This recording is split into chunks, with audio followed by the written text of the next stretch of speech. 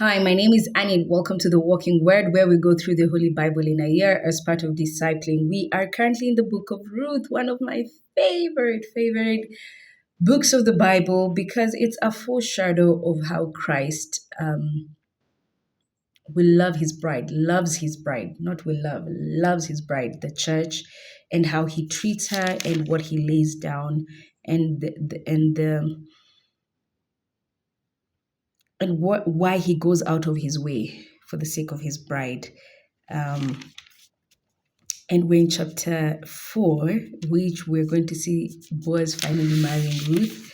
But we've seen that Boaz doesn't rest. He treats Ruth with so much love. She's a foreigner.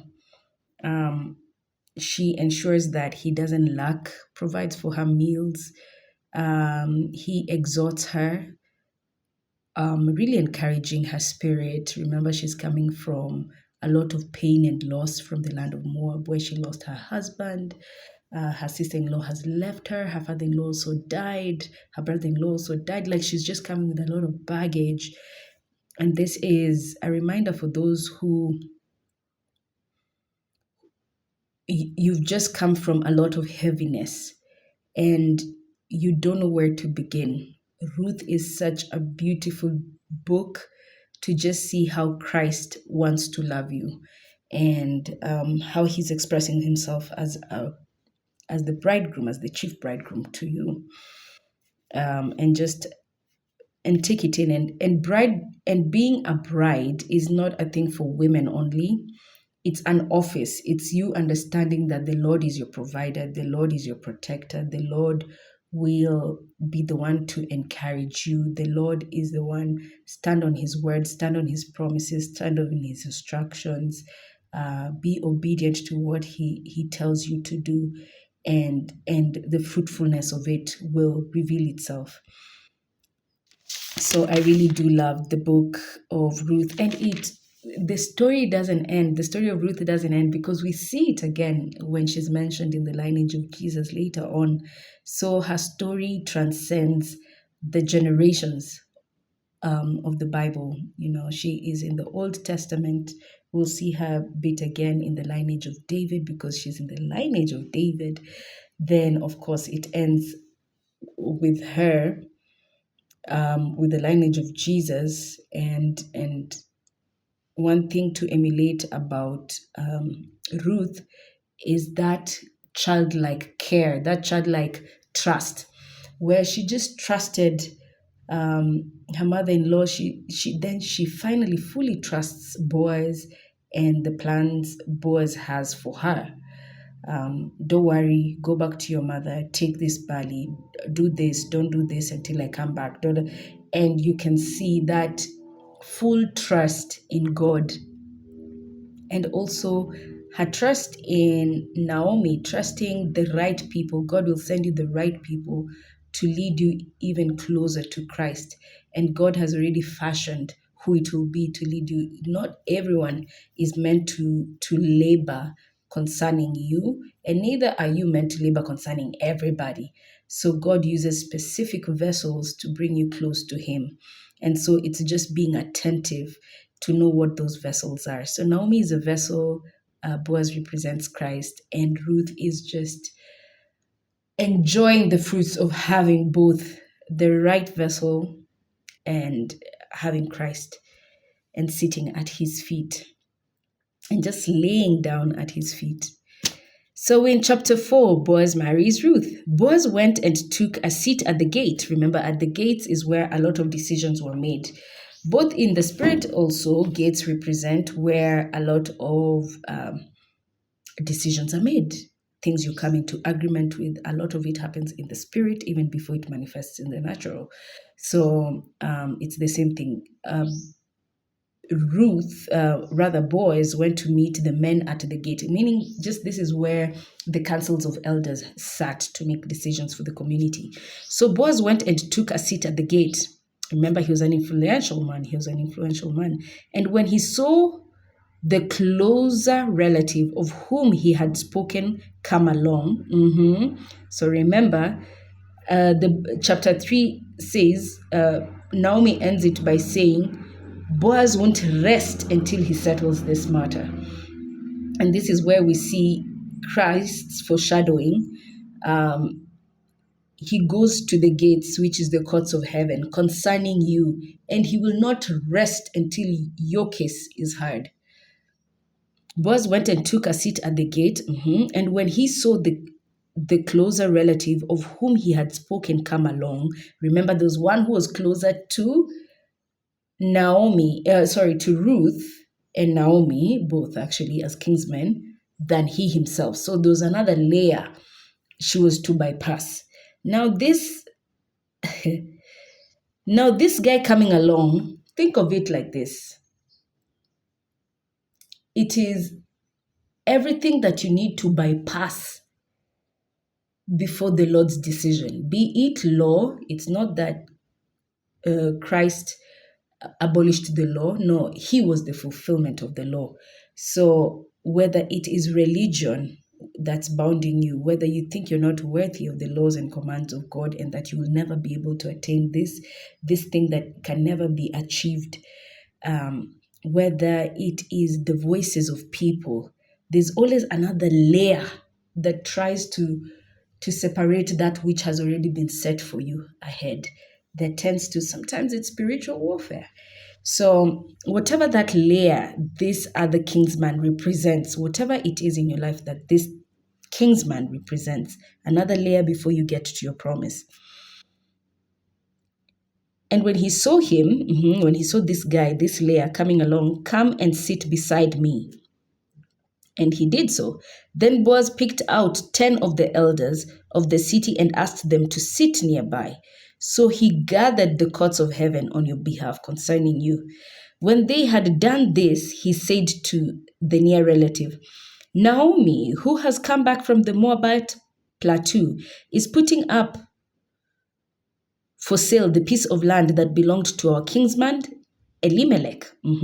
So I thought I would inform you, bidding you before those here present, including the elders of my people, to put in your claim for it if you wish to acquire it as next of kin. Okay? But if you do not wish to claim it, tell me so that I may be guided accordingly, for no one has a prior claim to yours, and mine is next. So you are first, then I. He answered, I will put in my claim. So this guy puts in a claim, like, okay, this land available. Okay, I want it.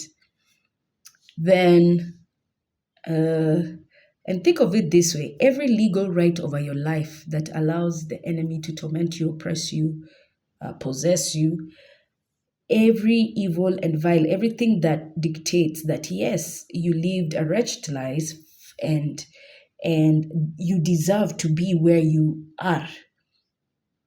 It's true. It really is true. You deserve to be where you are. You deserve to be in the shambles. You deserve to be 10 feet under. You deserve death. You deserve punishment. You deserve it all. It's true. You do deserve it for the things, for the life you lived that was outside the life of God. So this man, this is what this guy is saying. Yes, I will put a claim to it. I deserve that land. And yes, I need to take away this thing not take away rather, but it's my right. But Boaz continued, and this is where Christ continues. Jesus continues concerning us. But Boaz continued, once you acquire the field from Naomi, you must take also Ruth the Moabite, the widow of the late heir, and raise up a family for the departed on his estate. Ha! Okay. Now that the lost life, the time wasted, the all that.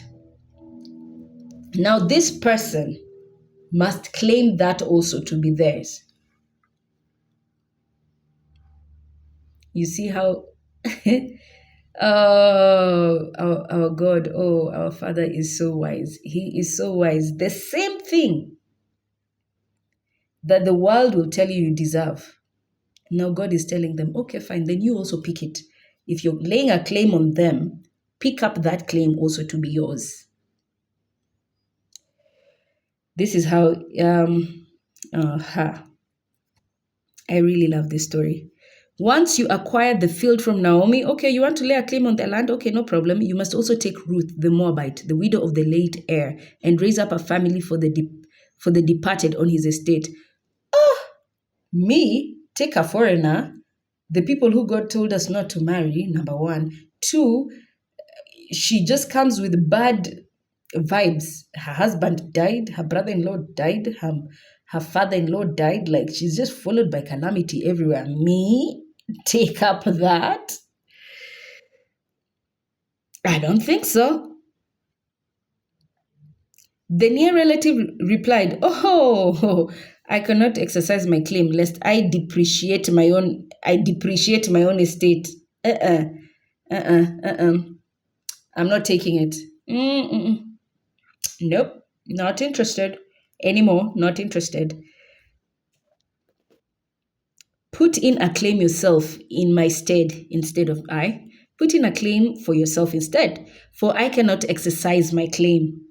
I don't want that beef. I don't want those bad lucks and those bad omens and those things to come at me. You keep it.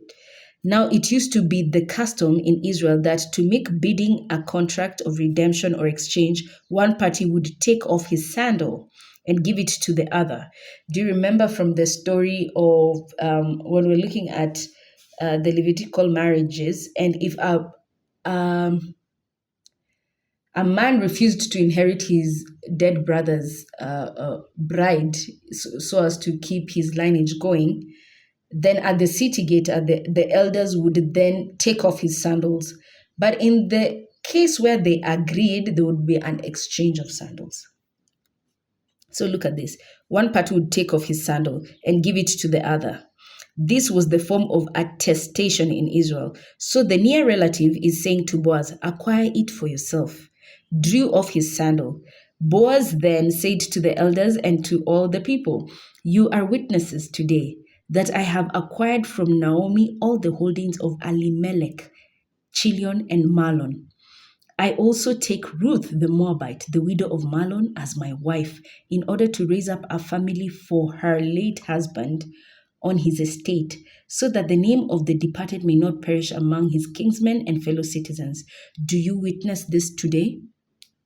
And this is Jesus in the courts of heaven, today making a claim on you.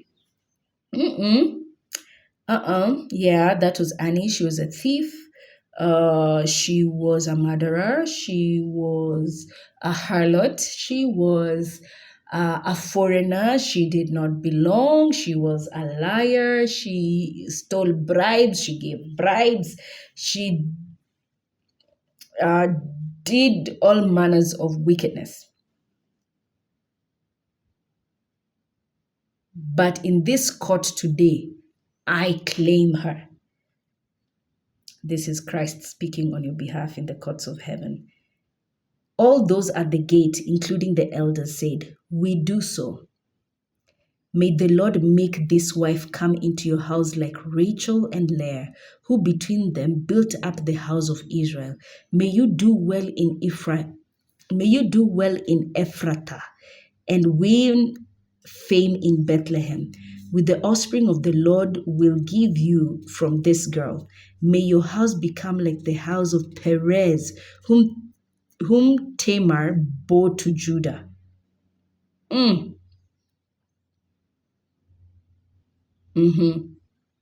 Boaz took Ruth.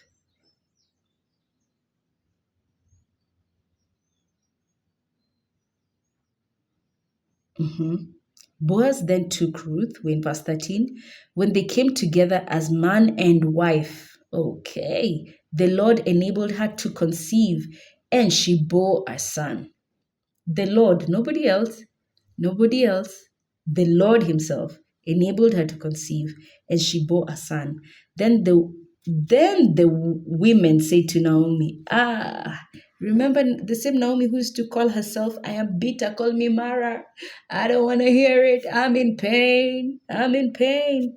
Listen, Naomi says this. Blessed is the Lord who has not failed. This is what they were now speaking. The women in the community were speaking over Naomi. Blessed is the Lord who has not failed to provide for you today with an heir. So your life is not over. Marlon has continuity. May he become famous in Israel. He will be your comfort and the support of your old age. For his mother is the daughter-in-law who loves you.